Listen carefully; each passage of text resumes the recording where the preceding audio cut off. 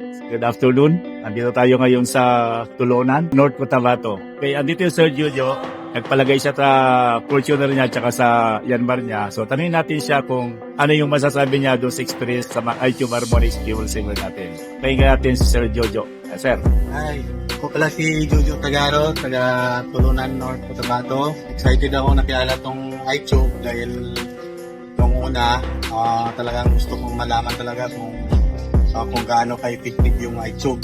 Kaya nagpalagay ako sa Fortuner, yung 36 lenses, na-prove ko naman na satisfy ako sa performance at saka sa fuel consumption.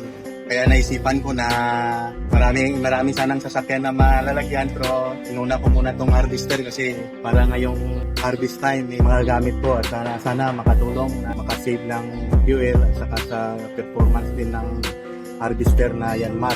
Sir, sa experience niyo po, ilang percent po natipid niyo sa fuel niyo sa Fortuner niyo? Sa Fortuner around 20%. Yung dalawang bisis ko pa lang nasubukan ng long distance eh. Oo. Sa performance ng sasakyan, lumakas yung hatak niya.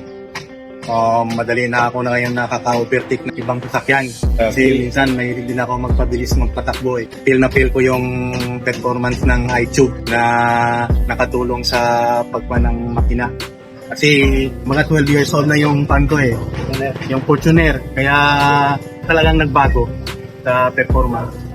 Satisfied ako at saka laking pasalamat ko kay Sir Albert na na-discover natin tong iTube.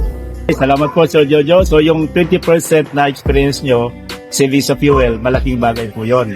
Ako Okay. po, kasi at least pag uwi mo, galing ka sa biyahe, satisfied ka sa yung natitira mo fuel na, uy, okay pala to ah. Okay? So ngayon, ito, susubukan natin tong Yanmar na harvester.